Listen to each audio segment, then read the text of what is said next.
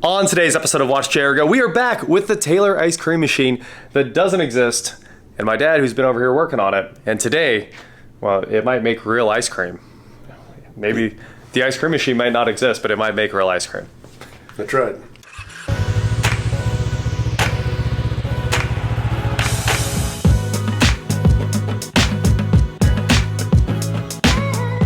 What is going on, guys? I'm WatchJRGo, and today, like I said, I'm here with the Taylor Countertop ice cream machine pair.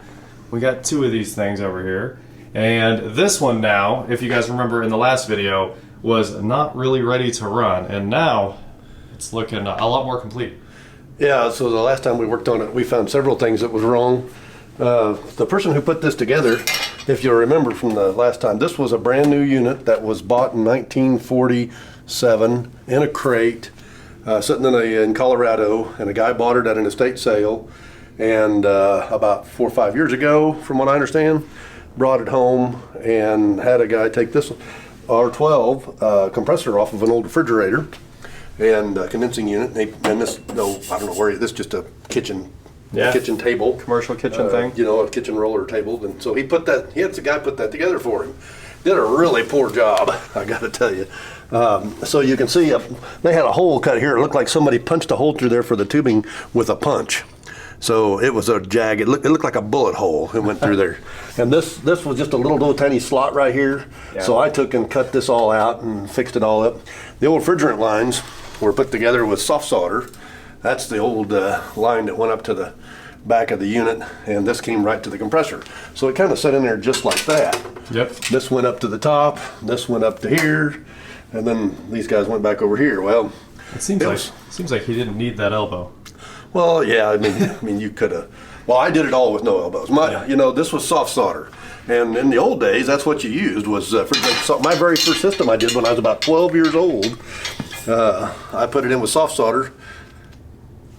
Always leaked gas. Oh yeah. Of course, I was 12 years old, but you know, the soft solder is okay as long as you use acid-free flux, because you can't put acid in here like you would plumbing acid. You can't use that. You have to use refrigerant flux. Sure. And anyways, I wanted to put it together and eliminate that. And then the other thing, well, see, this had a little bit of a heat exchanger.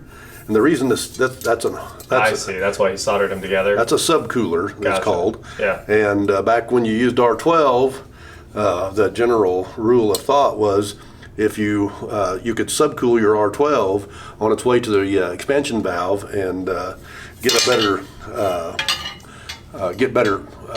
cooling effect. It's still, you know, it would absolutely ensure that you got a solid head of liquid. Is one thing it would do. It just make sure you got a solid liquid to the expansion valve. So anyways, I redid the whole thing. You can see I took this out because he put that in with a piece of Teflon tape. Oh yeah. And because I'm sure it came with like a little plug in it when he bought it at the estate sale. Sure. So I put leak lock on there. That's the fitting that he had in there. Yeah. But I cleaned the joint all up and cleaned this up. It was leaking right here.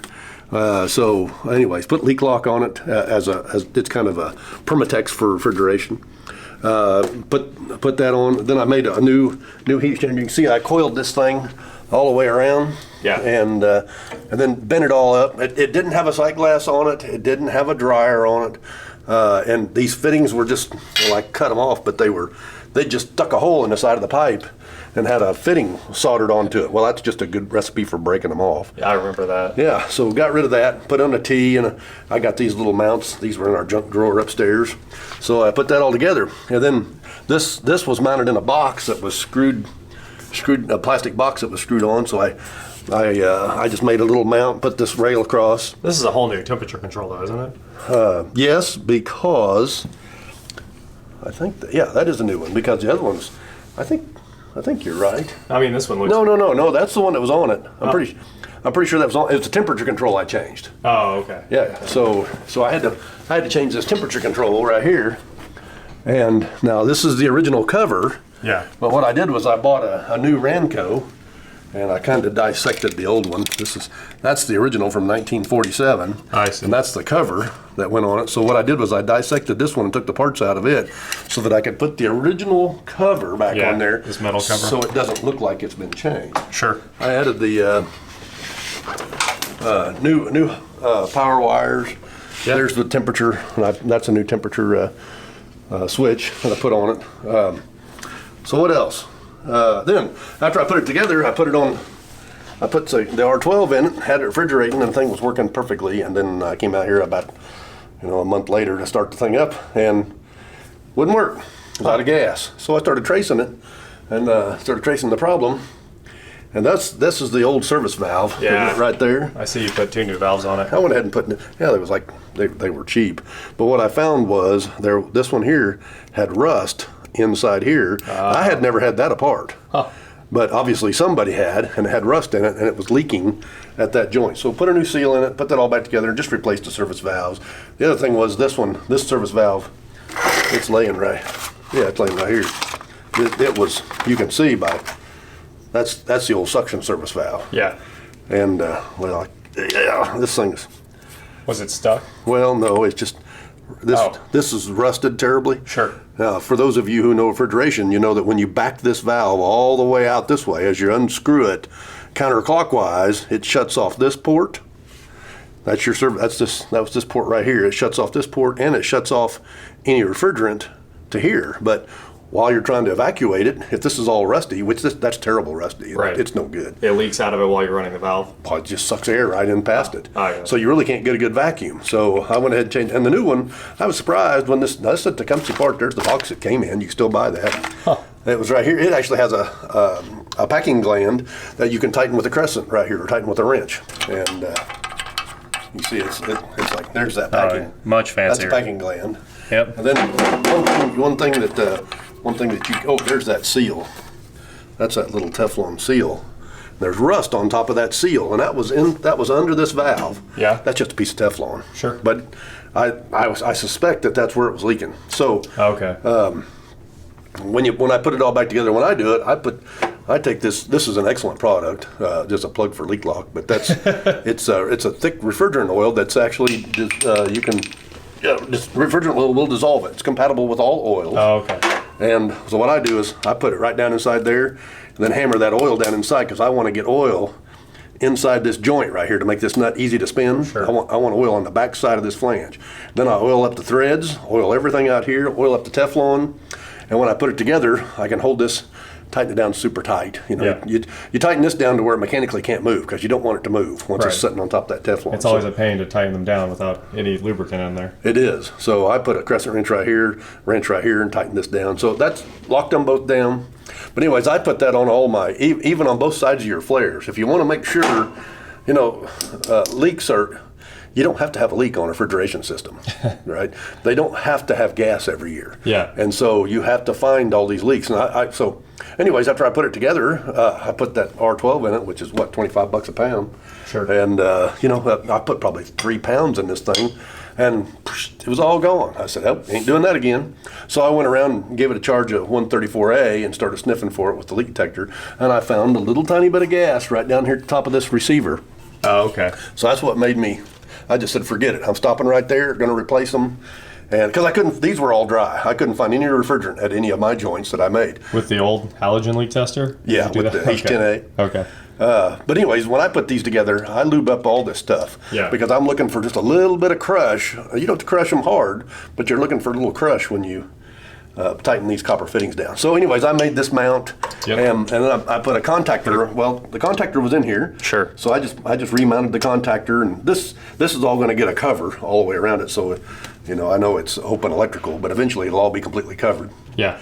So I put a glass on it just so you could look for moisture, and it's just cool just to be able to see it, and they don't cost anything to put on there. So anyways, redid all the refrigeration and put it on the pump. It's been on the pump for over the weekend, and if you look right here on these digital gauges, you can set these gauges. Will they show change over time? Yeah, they got min max. Oh, that's nice. So you can see how long it's been on there. What's it say? It says 45, but Yeah, it's been on there all day. Yeah. So that was the maximum vacuum I had, 29 and a half. Uh-huh. That's after running for, over the weekend, which is an excellent vacuum. And I tried 2 different pumps to see. This pump here actually, this old Fast Vac had a better vacuum than this old Robin Air. They both should have done the same. Sure. But I'm happy with either one of them was probably all right. But so 29.5 that's the minimum, right? That's what it pulled down to. And then after setting all day, Yeah. 29.1. If there was a leak, it would have come up. Sure. Right. So I'm not worried about Would have that. lost a lot more vacuum. Absolutely. It stayed pretty constant. So that means we're ready to dump a little R12 into this little unit and get her going. So let's put some refrigerant in it. So what I'm going to do is turn off refrigerants off, open up the R12. Let's see, where's it leaking at?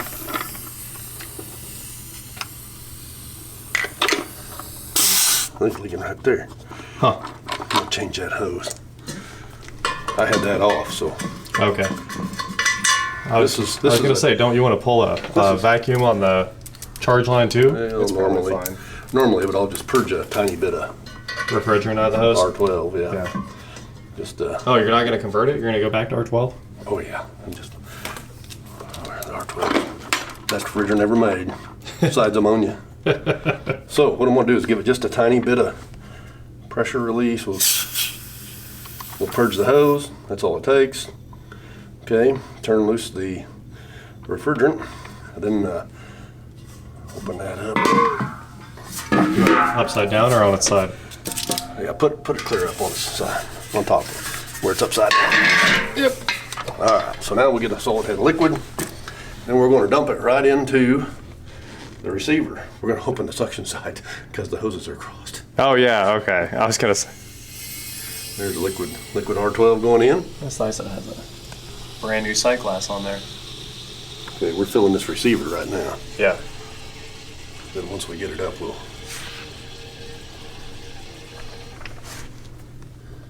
All right, let's get it off of min max.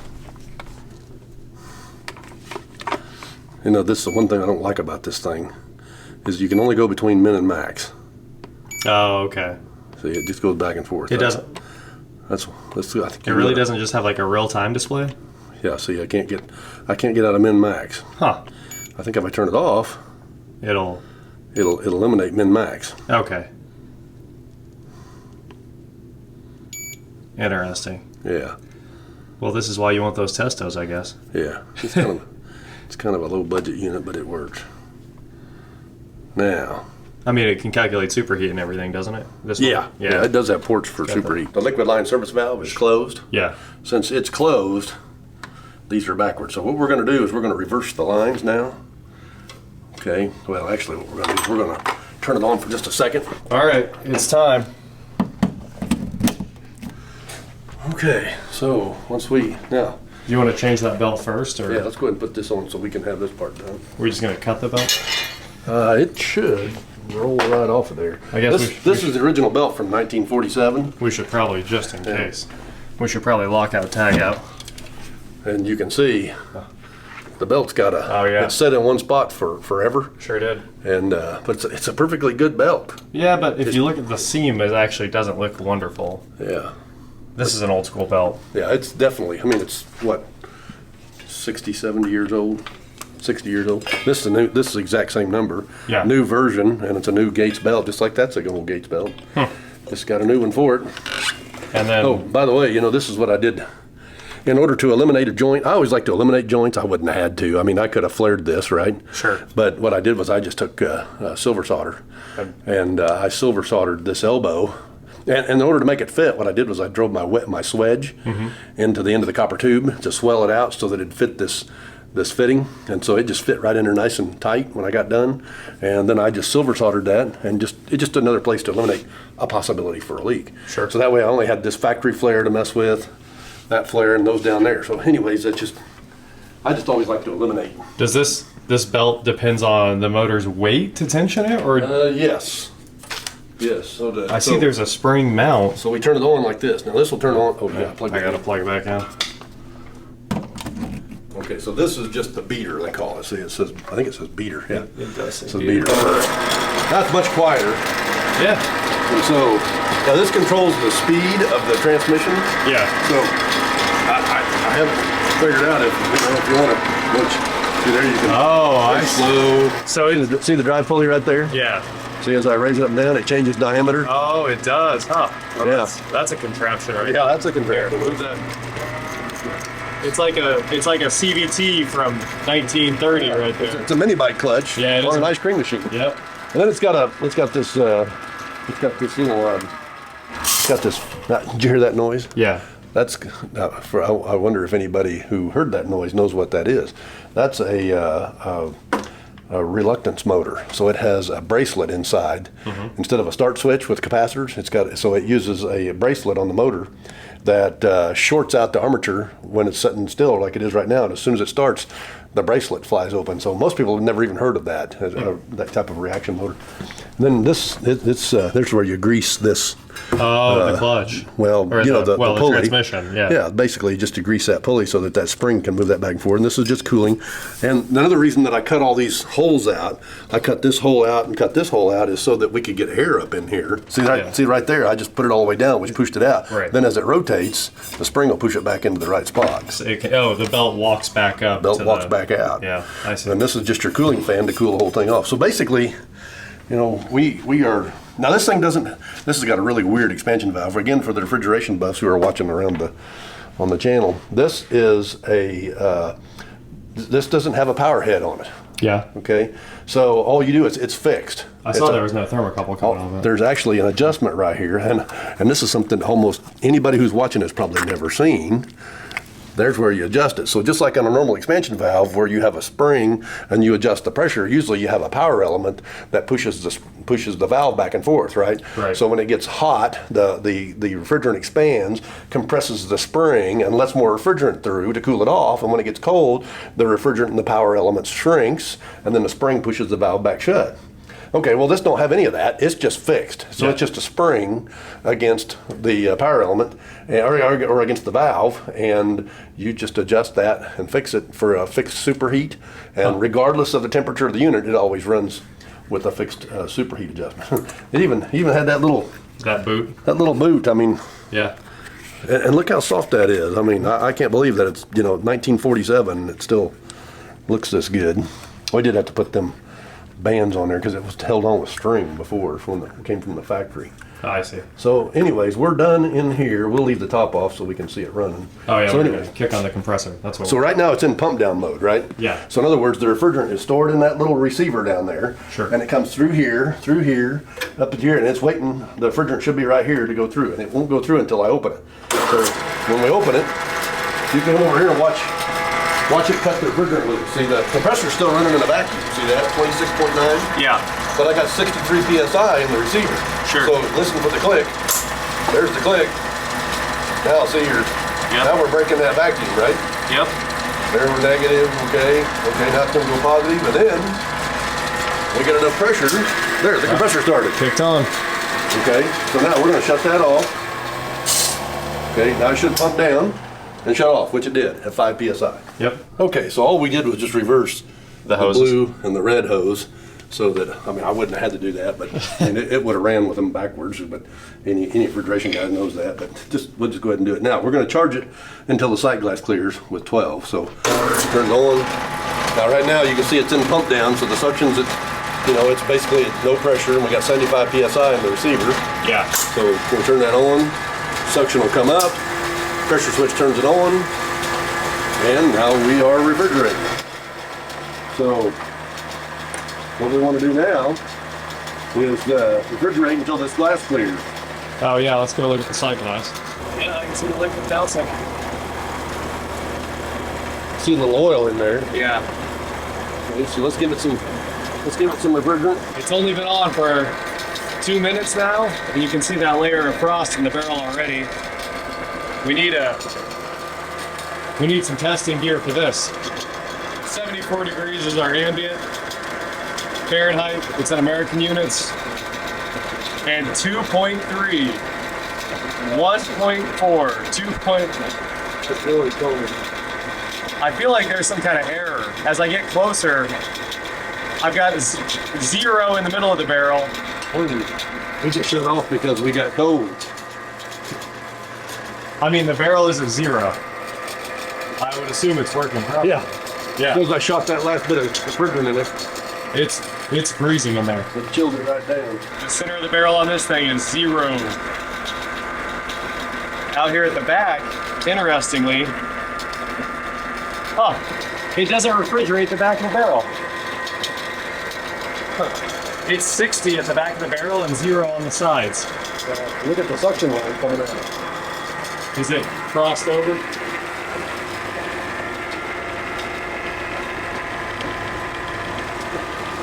Well, that's probably more than enough refrigerant because I'm cool here. But see Yeah. I still got bubbles? I see. But the line is very cool. If you feel that line, Yeah. it's extremely cool. So that tells me that what we have is what's called, my dad called a lazy sight glass. Okay, we got bubbles going through it. Yeah. And I mean, there's a lot of vibration coming off of that too. it's not that. It's not the vibration. What's causing it is lack of flow, Oh, okay. right? And so we're having we're having a few bubbles just kind of bubbling through there. But as soon as we warm this thing up, put some load on it, Yeah. then it Should clean up. It should. Now, hopefully, see this thing, back to this valve, something else that I should explain is that on a normal expansion valve, you have the power element, which is trying to push it open, right? Then you have the spring, and then on the back side of the piston, you have the suction pressure in the barrel, Yeah. right? So if the suction pressure comes up because it gets warm, the pressure itself is pushing, like hydraulics. Right. It's pushing on the piston along with the spring, which helps it feed refrigerant, right? It's not near as efficient as a modern expansion valve with power. And I could change this to a power element, and then what you do is you take the power element itself and tie it over here to the suction line, Sure. so that it could measure the suction temperature, and then it would precisely control the superheat at all times. This has like you just set it up for the middle of the road superheat, and you leave it, and if it's outside of the range, you just don't care. Yeah, 'cause it doesn't matter. it doesn't matter. So the fact that we have bubbles, Yep. I mean, I'm not going to put any more refrigerant in it because this is cold. Yeah. Not cold, but, well, check it. What's the temperature? What's the temperature of that? Let's see. You don't have to get that home. Yeah, see, it's 77 degrees. Well, that's the temperature in this room. Right? Room temperature 75. 75. Well, this thing is ice cold inside. Now it's time to make some ice cream. So we have the drive shaft for the beater right here. It goes from this square that actually runs the beater and has a little, is this supposed to pull lubricant back towards it? This little, We're going to put food grade lubricant on that. Okay. Then it's got a little hexagonal key that actually goes into the back here for the drive. And then we can slide the beater in, put the front end on, and pour in some mix. Oh. Yeah, let's get Into the trash pile with the copper. So all this was just cleaned up. You can do it in the sink with food sanitizer, or you can just throw it in the dishwasher. I just washed my hands and it just came out of the dishwasher along with this. So here in a second, we'll be ready to have a completely clean, ready to rock and roll setup. So I've got the drive shaft in the beater there. This is your standard food grease that everybody uses, like at McDonald's or anybody else who has to put grease in a machine. This is edible food grease. Of course, you don't want to eat it, but if you do eat some, it won't hurt you. You probably do, and you don't even know it. I always put a little grease on this shaft, so the shaft will last forever, so it just stops anywhere. Sure. On that hex drive. I mean, you can tell this was rudimentary machining on that thing. Okay, that's ready to go in the hole. Before we had CNCs. All right. Trying to do this carefully because it's just sitting in there. Okay, then I always put just a hair on touch of grease right there, so then you want to wipe that off so it's not getting dumped into the ice cream. Don't want to get a lump of grease with your ice cream. What's that? Okay. Anyway, Dad had to go get that out of our 1944 Dairy Queen ice cream machine, which I've made plenty of videos about. I'll link that below. That's the gasoline-powered Dairy Queen video. Yep. Okay, so it's ready to close the front up? Well, it is, but we do need to tighten down those pins. I'm going to put this pin. Oh, where'd it go? I moved it over here. All right. These stay loose. Then you tighten that center up. Oh, okay. Then I bought that little ball. Yeah? From McMaster car. Nice. Need to put a stainless screw on. Okay, it's ready for mix. Let me get the mix. All right. Obviously, we don't want to snap any of this, so It's tight, but not too tight. This is how you run it. Pour some mix out. This is how you fill it. Goes in, spins around, gets cold, magic happens, ice cream comes out. It's like a turbo, no different. All right, we got a gallon of mix here. Smells like ice cream. I don't think that's an actual test. I don't think that was in the factory book or anything like that. All right, so you just pour this in here. We'll fill it up. Hopefully it doesn't leak. And as long as it doesn't leak, we'll be making ice cream in just a second. Yeah, I can see the beater. We need slow-mo. That's the real... Spinning around in there. Whatever you do, don't get your fingers down in it. That would hurt. All right, so put it on. Pour some mix in. This is fully untested. You guys are seeing it for the first time. Oh, it got quiet. So we're just hoping it doesn't leak. This is a live test.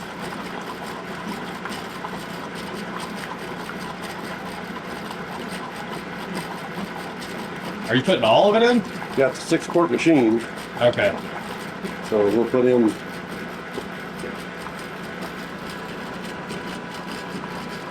Vanilla soft serve. Look at it going in there. It's going. It's going. It is going. It's been a while. It was spinning clear out here. Now, okay, now we'll turn it over to. Better put the cap on, right? Yep. Oh, you need a machine, a steel one. It doesn't weigh enough. Yeah. All right, we're making ice cream for the very first time. Keep an eye on it. To watch the consistency. I found what I needed. Problem solving. Comes in the same color scheme. You can tell it was designed for this. Well, we will update you guys in a minute or two. We'll do one more update right now. Still liquid. Should take about 20 minutes. 20 minutes? What it said. That is a long time. Cover back on the Oh, you can put the cover back on the pressure surface. switch. This is still dry, so. Yeah.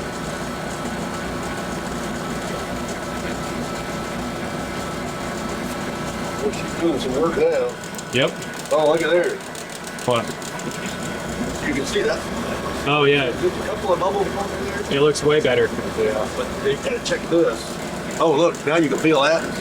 Feel that's much warmer. Yep. So the expansion valve opened up.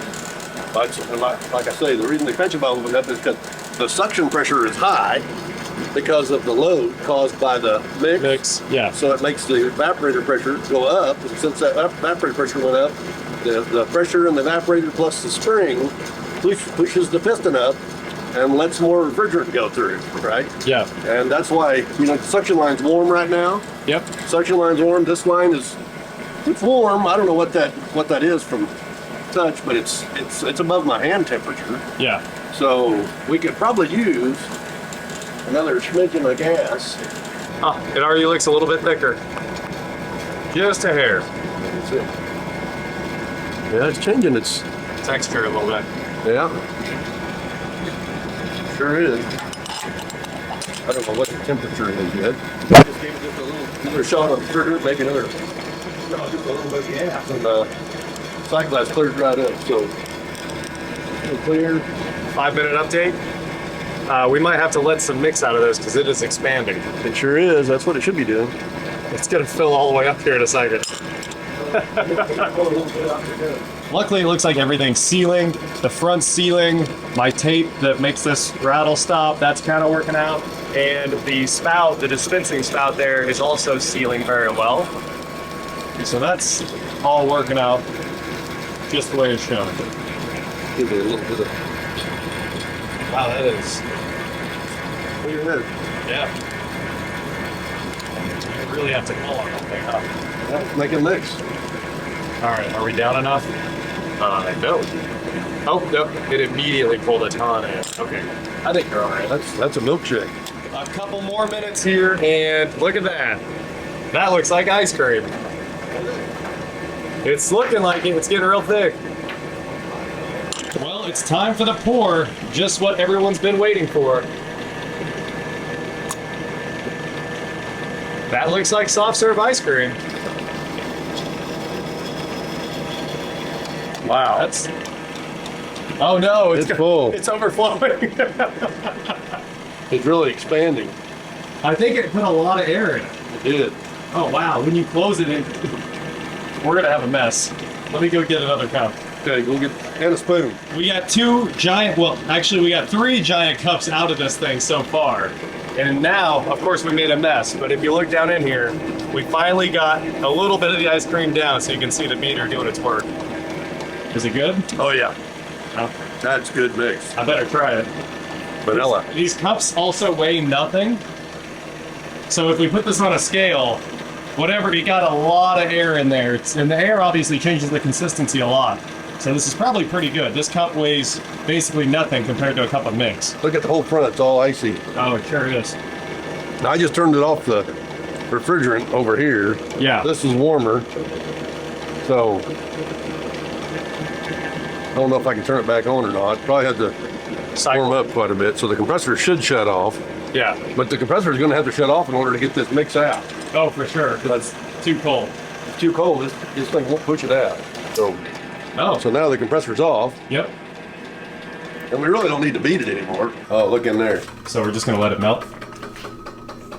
Yeah, that does look good. That's Nice. that's my fan down there. I know, fan. Fan rubbing on the metal. So it made great soft serve. Yeah. This is my I got to put a piece of metal on here. Uh-huh. This thing set with some water on it for a long time, and Oh. it made this cardboard sink in right there. Gotcha. So I'm going to put a little piece of metal across here and stick it back under here. But until then, I put that on there to hold it up. So, well, I'd call that a successful ice cream machine. We can have ice cream at the safety meeting tomorrow morning. Now I got to figure out some way to get it out and get it into a container. Oh yeah, yeah. You need a giant bowl. You gonna try it? Yeah, but we need spoons. So in the old days, they would have had containers that would be like a little metal container. They'd put a lid on it, and after they'd fill it up, they'd put it in their freezer at 20 below. Stainless container with the stainless lid thing. Well, that would have been modern. Back in the days when this was made, they probably would have had like a tin can. Okay. With like a nickel plated tin can. They used to sell them. I've got a few of them from the Dairy Queens. They're 5 gallons. Oh. Oh, I know what you're talking about. The one that's a gallon around, but really tall. Yeah. They use them for umbrella stands. So I always collect them when I see umbrellas in them. I say, "Can I buy your umbrella stand?" Because they usually don't know what they are. So, anyways, you'd put them in here, and then you'd freeze this mix so it's hardened. Yep. And then because obviously you can't pack it like this. Sure. So they'd freeze it till it got hardened, and then once it's frozen in there for maybe 3 or 4 hours or overnight, then they come back in and set up a cardboard box. You'd fold the box out, then you'd hand pack it, like Ciro's Candy and Wichita was hand packed for years. So I'm gonna turn it back on and see if this will come out. Sure will. So there is a bunch of ice cream. Sure trying. Okay, so yeah, see that thing's still cool. Completely full. Packed. Yeah. 1 gallon made a lot, huh? Yeah. This is What, 1 gallon serves this 40 is people. This is a real party machine here. Need a gallon of hot fudge. That's a whole different machine. Oh, I got one. I know you got the hot fudge. There's that container he was talking about right there. Got a handle so you can lift all that heavy ice cream. That's actually an original Dairy Queen bucket. Yeah. That came from the Dairy Queen. So the Dairy Queen at night would have to empty the machines every night, and they'd pour all the mix out of here back into them cans and put them in the freezer and then run it back through the next day. It's down a little bit. Yeah. Finally down a little bit. What happens if we shine a light down? Oh, look at that. You can see clear to the other side. I see. See the bottom. So there's not much left in there. We about got it all. Down there. Oh, no. See the machine? I can see the bottom of the barrel. Oh. It cleaned it all out. I'm surprised it pumped it all out. Well, all I right. didn't think it would do that. So we'll give it another shot. I don't think we're going to get any more out. Well, there's a little bit. This is enough. What we'll do is we'll stick this in the freezer overnight with some saran wrap on the top of it. And then we can have ice cream tomorrow for the employees. All right. That's it. That's a wrap. The Taylor ice cream machine that doesn't exist. Made real ice cream. That is it for today, guys. Thank you so much for watching. Don't forget to head on over to shop WatchJRGo.com for cool shirts, not like this. And please like, share, subscribe, do whatever you want to do, and I will talk to you next time. We have to eat like these gigantic cups now, though. That's a problem. I've had a lot of ice cream tonight. It's gonna push me over the edge. I won't be able to sleep tonight. Well, if you guys want to see how you clean these things up when you're done, basically you get all the mix out, stick a garden hose in it or some kind of water source, and run it until there's no more mix in it. Then we'll take it apart and clean it with put the parts in the dishwasher. And when we're prepping it, it all comes out of the dishwasher, and then we run it with sanitizer, and then rinse water, and then mix. The way it goes. We're gonna go get more water, fill it up again. Give me a hot one. Yeah.